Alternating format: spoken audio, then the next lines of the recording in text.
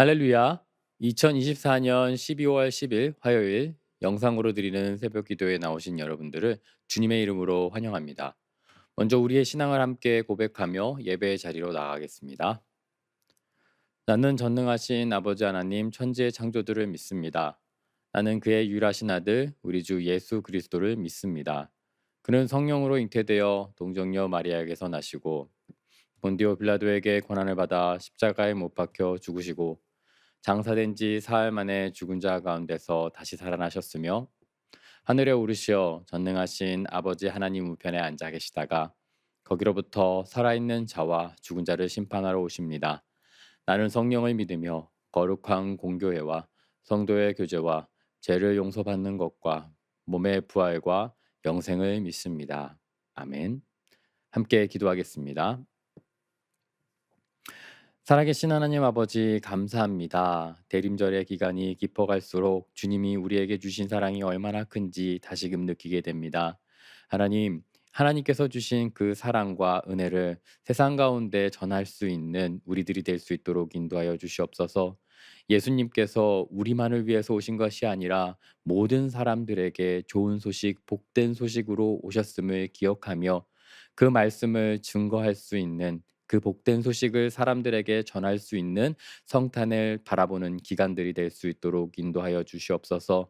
특별히 추운 날씨와 또 아픔과 고통으로 말미암아 우리 주변에 있는 사람들을 돌아볼 수 있도록 인도하여 주시옵소서.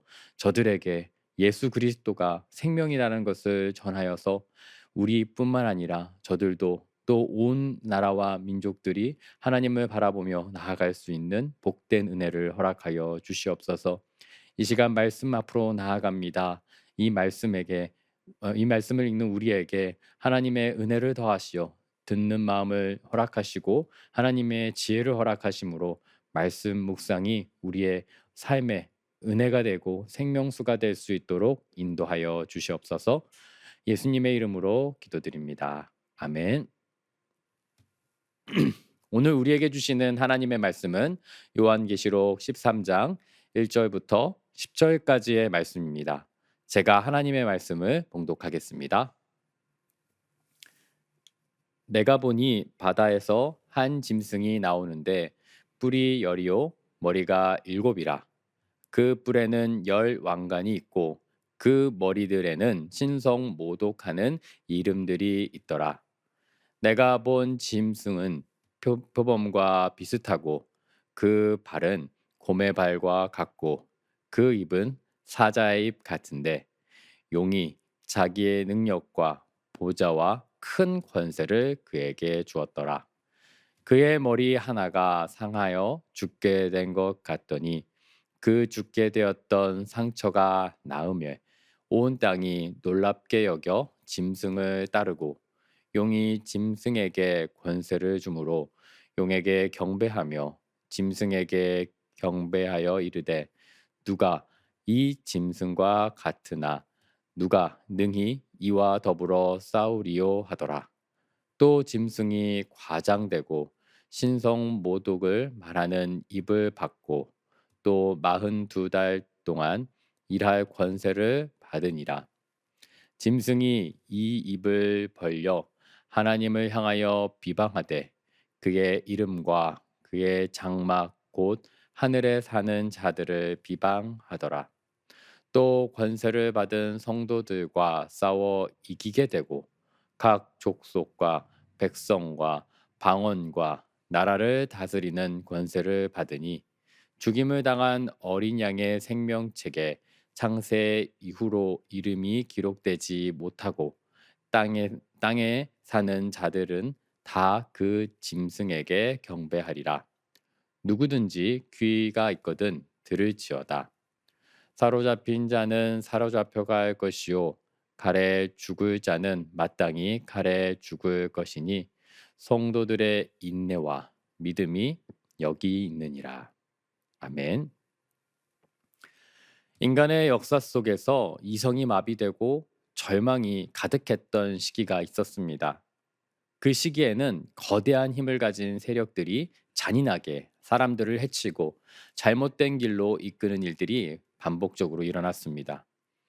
처음에는 자신들이 이 세상을 더 나은 곳으로 변화시키겠다라는 명분으로 그 명분 아래 힘을 정당화하고 영향력이 영향력을 키워갔지만 결국은 거짓된 세력이 되었고 사람들을 억압하며 생명을 빼앗아가는 모습들을 보여주었습니다. 요한계시록의 로마 제국은 그리고 네로 황제는 그 대표적인 인물이 아닐까 생각해 봅니다. 당시 로마는 믿음을 가진 사람들을 극심히 억압하고 잔혹하게 살해했습니다. 기독교인들은 그 황제와 같은 통치자들을 적그리스도의 전형적인 모습으로 비춰졌을 것입니다. 중세 시대에도 그런 모습들이 있었습니다. 종교개혁자들이 이 부패한 교황의 모습을 보며 적그리스도의 모습을 그런 모습이 아닐까 그려보았습니다. 당시 교회는 부패와 정치적인 권력을 남용을 통해서 백성들의 부를 착취하였고 본래의 영적인 사명을 잃어버렸습니다. 이는 하나님을 대적하는 세력으로 여겨졌던 것이죠. 현대 사회에서도 적그리스도의 상징으로 대표되는 인물들이 있지요. 히틀러, 스탈린, 물솔리니와 같은 독재자들, 그들은 대규모로 사람들을 학살했고 억압을 통해 하나님의 사랑과 가르침을 대적하는 악의 모습으로 그려졌습니다. 이들은 자신들의 권력을 유지하기 위해 잔혹한 방법을 사용하며 세상을 혼란으로 몰아넣었습니다. 이러한 세력과 사람들의 모습은 오늘 본문 속 등장하는 적그리스도의 짐승처럼 보여집니다. 이 모습은 반복적으로 역사 가운데 등장했고 충분히 종말 때에 어떤 일이 현실적으로 벌어지게 될지 우리로 하여금 생각해 보게 만듭니다. 이러한 역사적 사실과 본문을 통해 우리는 이러한 짐승의 모습이 어떠하고 어떤 권세로 성도들, 믿는 사람들을 미혹해 할지 그려볼 수 있습니다. 1절의 말씀을 먼저 살펴보겠습니다. 내가 보니 바다에서 한 짐승이 나오는데 뿔이 열이요 머리가 일곱이라. 그 뿔에는 열 왕관이 있고 그 머리에는 신성모독하는 이름들이 있더라. 아멘. 요한계시록 13장 1절에서는 바다에서 올라오는 한 짐승을 묘사합니다. 이 짐승은 10개의 뿔과 7개의 머리를 가지고 있으며 뿔에는 열 왕관 그리고 머리에는 신성모독하는 이름들이 기록되어 있는 것이죠. 이러한 모습은 단순히 외형적인 특이함을 나타내는 것이 아니라 적그리스도의 권세, 영향력을 상징하며 나타냅니다.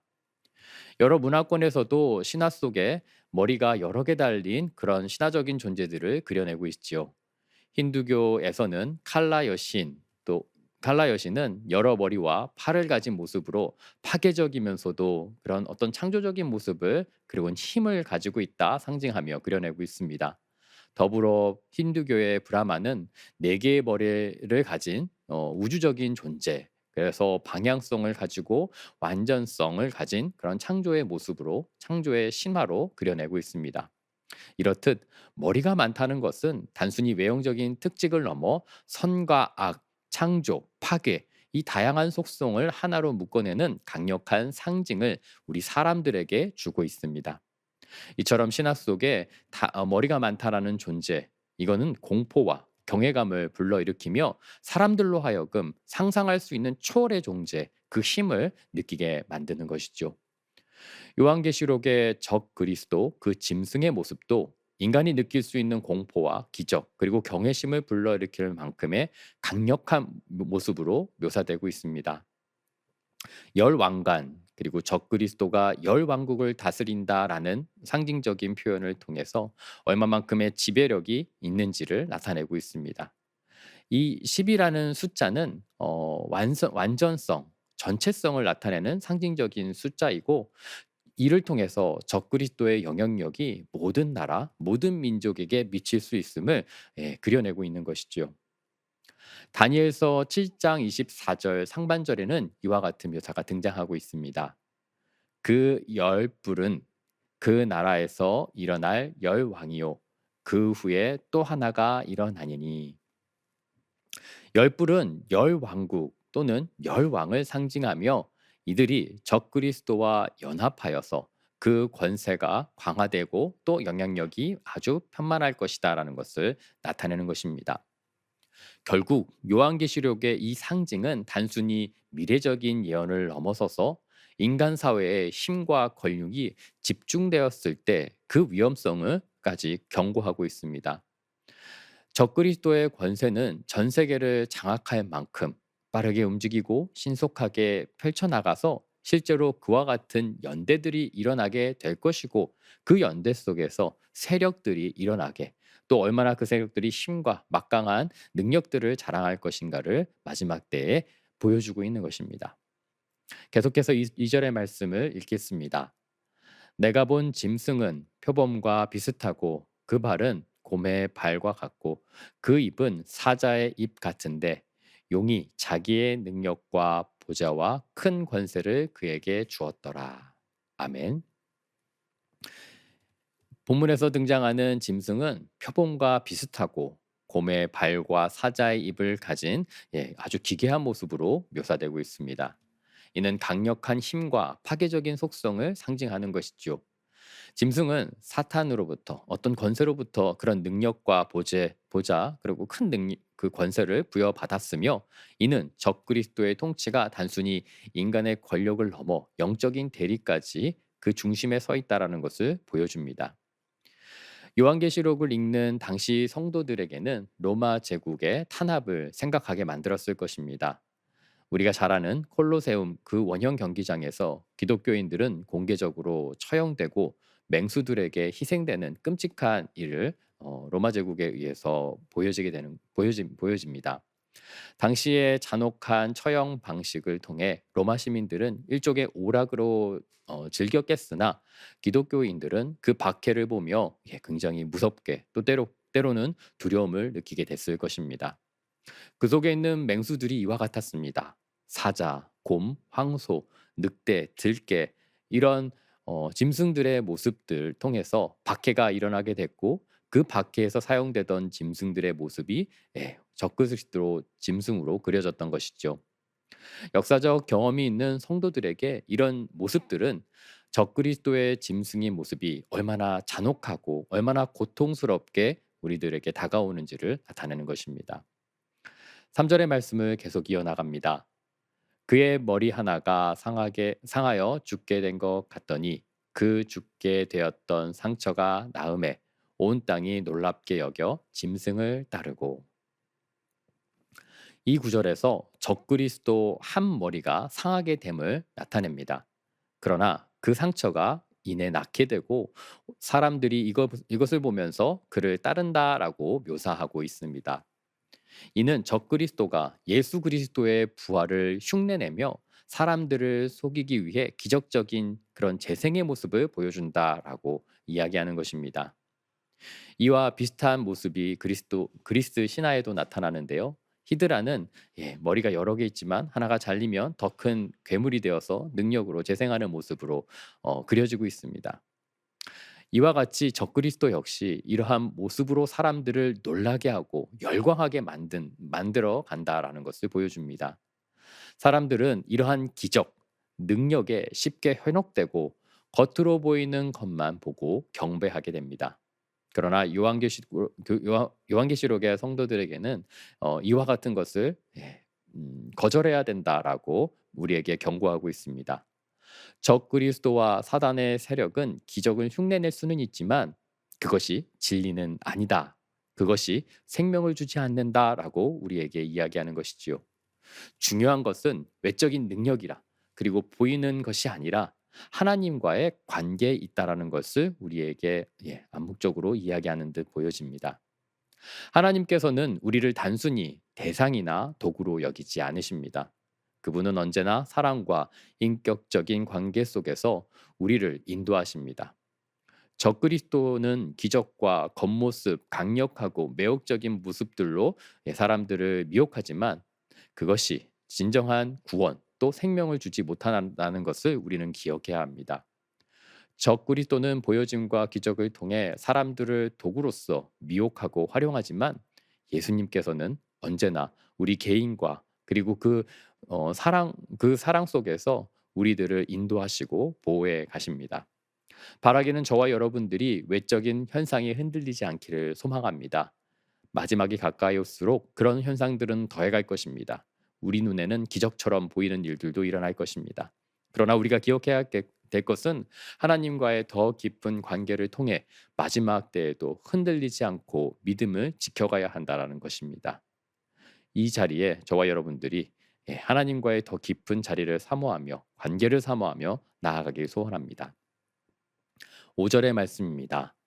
또 짐승이 과장되고 신성 모독을 말하는 입을 받고 또 42달 동안 일할 권세를 받으니라. 요한계시록 13장 5절에서는 적그리스도가 과장되고 신성 모독을 하는 그런 말을 하며 42달 동안 그 권세를 행사한다라고 묘사하고 있습니다. 적그리스도의 존재 목적이 분명하게 드러납니다. 그는 하나님을 모독하고 하늘의 소망을 두고 살아가는 성도들을 비방하며 하나님의 이름을 욕되게 만드는 것입니다. 그는 정면으로 하나님의 살아계심을 부인하며 세상에 하나님이 없다라는 거짓 메시지를 퍼뜨리게 될 것입니다. 짐승의 신성 모독의 입은 소문을 만들어내고 이는 많은 이들에게 전달될 것입니다. 복음과 생명이 아닌 의심과 소문으로서 이야기로서 사람들의 마음을 흔들 것입니다. 최근에 많은 사람들이 하나님이 계시다면 왜 이렇게 고통스러운가라는 질문을 자주 하게 되는 것을 보게 됩니다.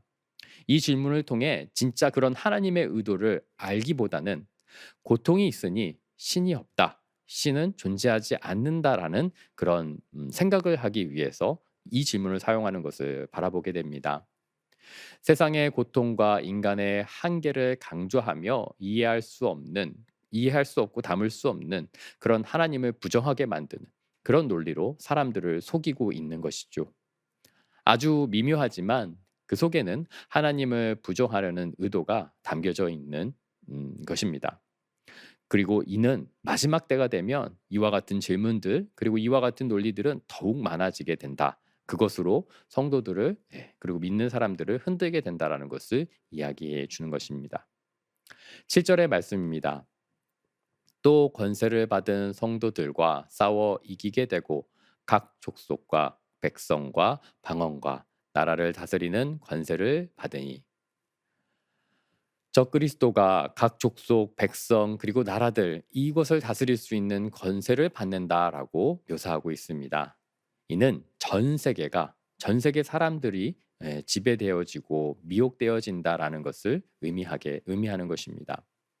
사람들은 세력과 다수가 되면 이를 지지하려는 속성이 있습니다.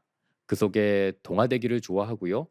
그 속에 동화되어야 편안함을 느낄 수 있죠. 예를 들어 한 식당에서 사람들이 많이 모여 있는 것을 보면 이 식당은 맛있구나라고 생각합니다. 왜냐하면 다수가 그 식당에 모여서 줄을 서기까지 하면서 그 모습을 보이기에 식당은 좋은 식당, 맛있는 식당이라고 생각하는 것이죠. 다수가 지지하는 것이 옳다라는 인식은 자연스럽게 우리 속에 형성되어 있습니다. 마지막 때가 되면 그 때가 가까이 올수록 다수의 선택, 그 많은 사람들이 선택한다고 해서 생명의 길이다라고 이야기할 수 없을 것입니다. 복음과 반대되는 방향으로 이런 능력이 적그리스도에게는 있다라고 우리에게 보여주는 것입니다. 종말이 가까이 올수록 적그리스도의 권세는 강하고 각 족속, 백성, 나라를 쟁취하기까지 하며 그래서 이 다수를 통해 사람들을 더욱더 흔들고 유혹할 것입니다.